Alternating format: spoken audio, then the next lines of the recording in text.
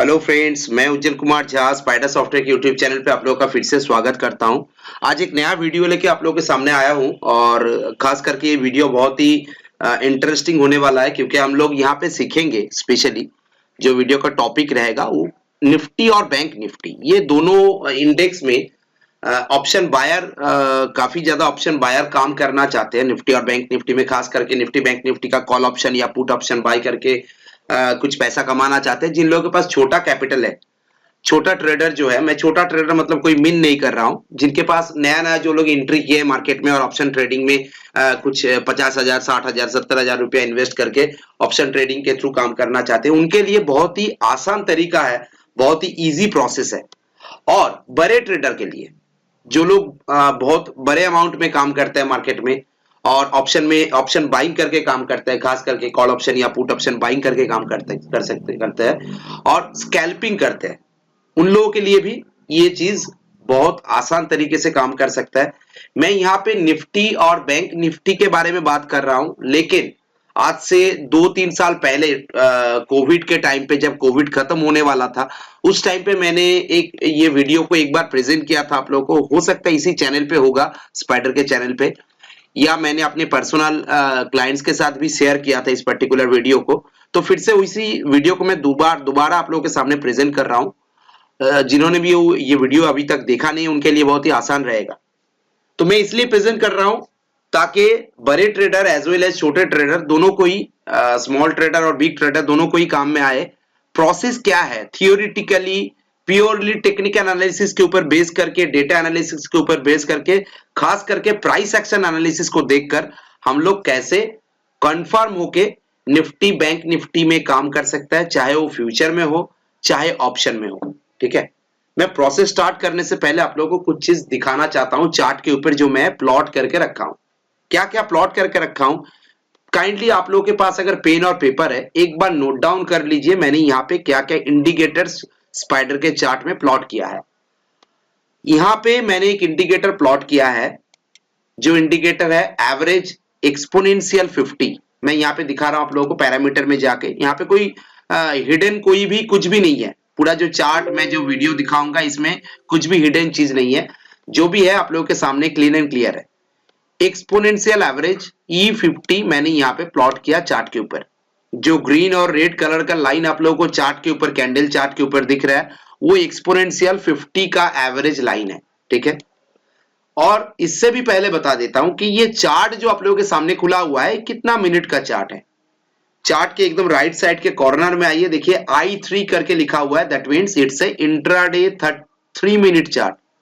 Control I करता हूं, यहाँ पे जो टाइम फ्रेम दिखाता है, यहाँ पे देखिए मैंने 3 मिनट को सिलेक्शन किया है।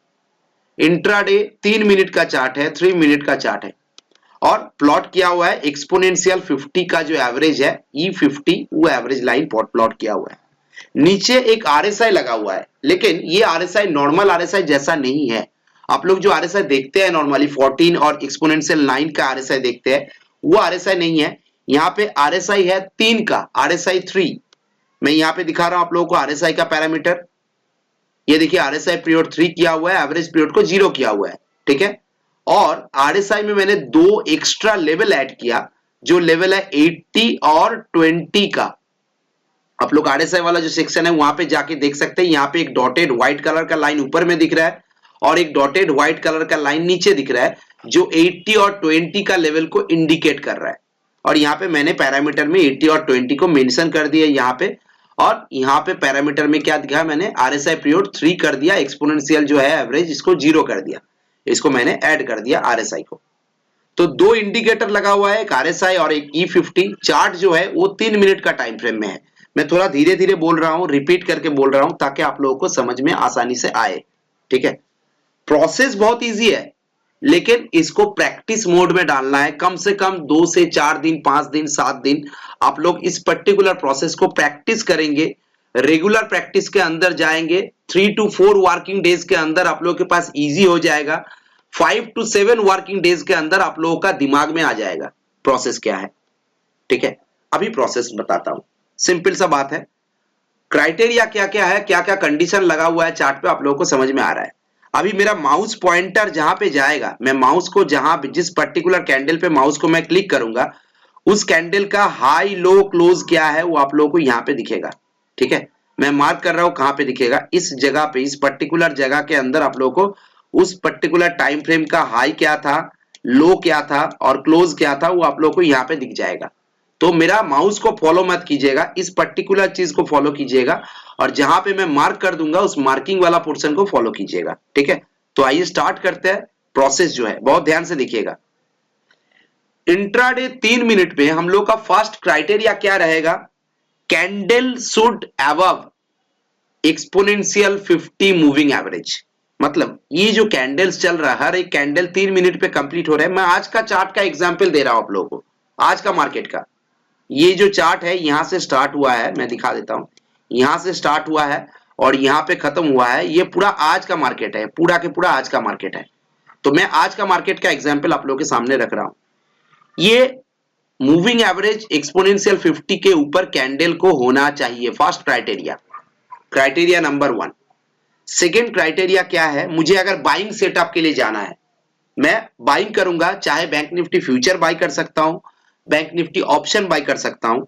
तो मुझे क्राइटेरिया नंबर 1 क्या होना चाहिए, candle should be above exponential moving average 50 और आरएसआई एट 80 जोन, आरएसआई को ओवरबॉट जोन पे होना चाहिए। यहां पे मैं ओवरबॉट जोन मेंशन कर रहा हूं, मतलब ये 80 का जोन होना चाहिए। मतलब आरएसआई का जो ये लाइन है रेड कलर का, ये 80 का लेवल को टच करना चाहिए। ठीक है, तो ये दोनों क्राइटेरिया अगर मैच करेगा, मतलब कैंडल का क्लोजिंग, जिस पर्टिकुलर कैंडल में मैं देख रहा हूं, बाइंग सेटअप बना रहा हूं, उस कैंडल का क्लोजिंग एक्सपोनेंशियल मूविंग एवरेज 50 के ऊपर होना चाहिए और आरएसआई उसी टाइम पे, सेम टाइम पे आरएसआई 80 के लेवल के ऊपर होना चाहिए, 80 या 80 प्लस होना चाहिए। ठीक है, ये हो गया दोनों क्राइटेरिया, तभी मुझे बाइंग सेटअप मिलेगा। अभी देखते हैं कि यहां पे हम लोग को कोई बाइंग सेटअप इस पर्टिकुलर कैंडल पे मिला था क्या। ये जो बड़ा सा कैंडल बना था, ये कब बना था, आप लोग चार्ट में देख सकते हैं। यहाँ पे ये टाइम कितना है, 9:36, 9:36 पे ये पर्टिकुलर कैंडल बना था। और इस कैंडल पे मुझे यहाँ पे दिख रहा है कि ये एक्सपोनेंशियल 50 लाइन के ऊपर है, लेकिन यहाँ पे जो मैं अगर माउस को रखता हूं तो यहाँ पे मुझे आरएसआई का वैल्यू कितना मिल रहा है, आरएसआई का वैल्यू मिल रहा है 74। आरएसआई का जो वैल्यू मिल रहा है, देखिए इस बॉक्स के अंदर, देखिए आरएसआई का वैल्यू कितना दिखा रहा है, 74.73। यहां पे तो मैच कर रहा है कि एक्सपोनेंशियल 50 के ऊपर है, लेकिन आरएसआई का वैल्यू मुझे यहाँ पे 80 के ऊपर नहीं मिल रहा है। सिंपल सा बात है, तो मुझे इस कैंडल को इग्नोर करना है, मुझे यहाँ पे बाइंग सेटअप नहीं दिख रहा है। सेकेंड कैंडल पे जाइए, सेकेंड कैंडल पे देखिए ये भी एक्सपोनेंशियल 50 के ऊपर है। ये कितने बजे का कैंडल है, 9:39 का कैंडल है, 9:39 का कैंडल है और यहां पे एक्सपोनेंशियल 50 के ऊपर मुझे लेवल मिल रहा है, लेकिन आरएसआई का वैल्यू मिल रहा है 78, 80 से नीचे है। 80 के ऊपर होना चाहिए, तो 80 नहीं हो रहा है। थर्ड कैंडल पे जाइए, यहां पे इस कैंडल को मैं क्लिक करता हूं, जहां पे इसको देखिए, इस कैंडल पे मैं जाता हूं तो यहां पे क्या दिख रहा है मुझे कि ये एक्सपोनेंशियल 50 के ऊपर क्लोजिंग दिया है और इसका वैल्यू क्या है, आरएसआई का वैल्यू देखिए एग्जैक्टली 80 है, एग्जैक्टली 80 है। 80 के ऊपर भी होगा तो भी चलेगा, 81, 82, 84 होगा तो भी चलेगा, लेकिन यहां पे मुझे एग्जैक्टली 80 के ऊपर ही मिल रहा है और ये एक्सपोनेंशियल 50 के ऊपर क्लोजिंग भी दिया है। तो मुझे ये वाला कैंडल को टारगेट करना है, ये वाला कैंडल को मुझे टारगेट करना है कि इस कैंडल का हाई को जब ब्रेक करेगा तब मुझे बाइंग सेटअप लेना है। मैं अभी बाइंग सेटअप समझा रहा हूं, मतलब आप लोग अगर चाहे तो बैंक निफ्टी फ्यूचर बाई कर सकते हो, नहीं तो कॉल ऑप्शन बाई कर सकते हो, मतलब एट द मनी का कॉल ऑप्शन बाई कर सकते हो। ठीक है, मैं जब सेलिंग सेटअप पे जाऊंगा तो आप लोग बैंक निफ्टी फ्यूचर सेल कर सकते हो, नहीं तो पुट ऑप्शन बाई कर सकते हो। ठीक है, तो ये कैंडल मुझे मैच किया, जहां पे मेरा सारे के सारे क्राइटेरिया मैच कर रहा है, एक्सपोनेंशियल 50 एवरेज के ऊपर है और आरएसआई भी 80 लेवल पे है। अभी मुझे बाई कहां पे करना है, आप लोग मार्क कर लीजिए पहले ही, इस कैंडल का हाई क्या है, इस कैंडल का हाई है 45,183। अभी मैं यहां पे एक लाइन मार्क करता हूं, 45,183, इसको मैं मार्क कर देता हूं, ये मार्क हो गया मेरा हाई। इसका लो क्या है, इसका लो है 40, मैं फिर से मार्क करते हैं इसको, लो को 45,000, 94, इसको मैं रेड कलर में मार्क करता हूं, इसका लो है। ये व्हाइट कलर का लाइन इसका हाई है पर्टिकुलर इस कैंडल का, और ये रेड कलर का लाइन इसका लो है। तो ये हाई और लो का डिफरेंस जो होगा वो मेरा टारगेट होगा, ठीक है, वही मेरा स्टॉप लॉस होगा, और उसका जो डबल होगा वो मेरा टारगेट रहेगा। डबल होगा मतलब 1:2। तो ये हाई और लो का डिफरेंस कितना हो रहा है कैलकुलेट कर लीजिए। मेरे पास कैलकुलेटर भी है, आप लोग चाहे तो मैं ये एक्सेल सीट आप लोगों को यूट्यूब का इस वीडियो के साथ डिस्क्रिप्शन बॉक्स में लिंक दे दूंगा। आप लोग पर्टिकुलर उस लिंक पे क्लिक करेंगे तो ये एक्सेल सीट आप लोगों के पास आ जाएगा। तो यहाँ पे मैं 45,183 का लेवल लगा देता हूं, और 45,094 का लेवल मैं लगा देता हूं। तो यहाँ पे मेरा स्टॉप लॉस कितना हो रहा है, ये रेंज का जो डिफरेंस है वो मेरा स्टॉप लॉस है, और ये मेरा टारगेट हो गया, ठीक है। तो 45,183 से लेकर 89 पॉइंट्स नीचे आएगा तो वो मेरा स्टॉप लॉस होगा, और 45,272 अगर जाता है तो वो मेरे लिए टारगेट हो जाएगा। तो इसका कैलकुलेशन अगर देखता हूं मैं 45,183 को यहां पे देखता हूं तो 45,094 जो लो लगा रहा है वो लो मेरा स्टॉप लॉस है, ठीक है। इजी है, मतलब आप लोग इसको भी स्टॉप लॉस मान सकते हैं, नहीं तो इसको भी स्टॉप लॉस मान सकते हैं। अभी जो मेरा रेंज हो रहा है उस रेंज से 2-4 पॉइंट नीचे एक राउंड लेवल पे मैं स्टॉप लॉस लगा सकता हूं, क्योंकि स्टॉप लॉस एग्जैक्ट पॉइंट पे लगाने का कोई मतलब नहीं है। और 1:2 का टारगेट है, 1:2 का टारगेट हो गया तो मेरा ऑलमोस्ट 300 के आसपास 45,300 या 280 290 के आसपास मेरा टारगेट भी यहाँ पे दिखा रहा है। ये कैलकुलेटर मैं अपने हिसाब से बनाया, ये कैलकुलेटर मैं डिस्क्रिप्शन बॉक्स में दे दूंगा, आप लोग ये कैलकुलेशन कर सकते हैं। मैन्युअली भी कैलकुलेशन किया जा सकता है। कैसे, इस पर्टिकुलर कैंडल का हाई और लो को देख लीजिए, उसका जो डिफरेंस हो रहा है इस लो पे मेरा स्टॉप लॉस होगा, और यहां से 1:2 का टारगेट मेरा होगा। मतलब 90 पॉइंट्स का अगर डिफरेंस हो रहा है तो 90 + 90 मतलब 180 पॉइंट्स का मेरा टारगेट होगा, ठीक है। तो उसी के हिसाब से टारगेट अगर देखा जाए तो मेरा यहाँ पे टारगेट कितना दिखा रहा था, ये वाला मेरा टारगेट दिखा रहा था 45,272। अभी आइए देखिए, ये 45,272 का टारगेट मुझे आसानी से मिल गया है।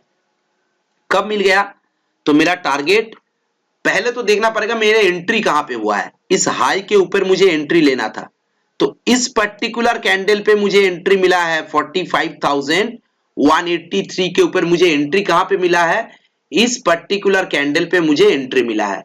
तो यहां से एंट्री अगर मिलता है मुझे 183 से, तो 45,272 मतलब ये 300 का जोन जो है यहां पे मेरा टारगेट अचीव हो चुका है। 1 2 3 4 5 कैंडल के अंदर अंदर, 5 कैंडल मतलब ये 3 मिनट का कैंडल है, तो विद इन 15 मिनट मुझे 1:2 का टारगेट मिल गया। कैसा लगा, ऐसे ही लगेगा आप लोगों को अगर 2 दिन 4 दिन 5 दिन इसको थॉरोली प्रैक्टिस करेंगे। विश्वास कीजिए मेरा बात, मैं आज से 2 साल पहले जब ये पर्टिकुलर वीडियो या इस पर्टिकुलर मेथड को मेरे क्लाइंट के साथ, जो मेरा सॉफ्टवेयर यूजर है, जितने सारे क्लाइंट हैं उनके साथ जब मैं शेयर किया था, बहुत अच्छा रिस्पॉन्स मुझे मिला था। और अभी भी मैं बोल रहा हूं, अभी भी बहुत सारे client, almost more than 120 clients इस पर्टिकुलर मेथड को यूज करते हैं इंट्राडे ट्रेडिंग के लिए, और वो लोग निफ्टी बैंक निफ्टी को छोड़कर अभी स्टॉक्स में भी ट्राई कर रहे हैं। तो मैं आप लोगों को विश्वास दिलाता हूं, एक बार इस पर्टिकुलर मेथड को प्रैक्टिस सेशन में डालिए, 2 दिन 3 दिन 4 दिन 5 दिन प्रैक्टिस कीजिए, विद इन 7 डेज आप इस पे प्रो बन जाएंगे। और इस पर्टिकुलर मेथड को प्रैक्टिस करके बहुत ही आसान तरीके से, बहुत ही आसान तरीके से आप लोग ट्रेड बना सकते हैं। कम से कम दिन में 2 से 3 ट्रेड मिल सकता है, कभी कभार 1 ट्रेड भी हो सकता है, वो ट्रेड अच्छा खासा प्रॉफिट देके जाएगा। आप लोग अगर ट्रेलिंग स्टॉप लॉस के यूज करते हुए ट्रेड करते हो तो बहुत अच्छा प्रॉफिट देके जाएगा। मैं तो 1:2 का बात कर रहा हूं, यहां पे 1:3 1:4 का टारगेट मिल जाता है, और वो भी बहुत आसान तरीके से मिल जाता है, कॉन्फिडेंट के साथ मिलता है, ठीक है। तो ये मेरा बाइंग का प्रोसेस है, सेम एज इट इज। मैं अगर वीडियो को आप लोग रिपीट कीजिए, मैंने पहले से जो प्रोसेस आप लोगों को बताया उसको रिपीट कीजिए और देख लीजिए, सेम प्रोसेस निफ्टी में भी एप्लीकेबल है। आप लोग निफ्टी के इंडेक्स में भी काम करेंगे तो निफ्टी में भी सेम प्रोसेस एप्लीकेबल होगा, ठीक है।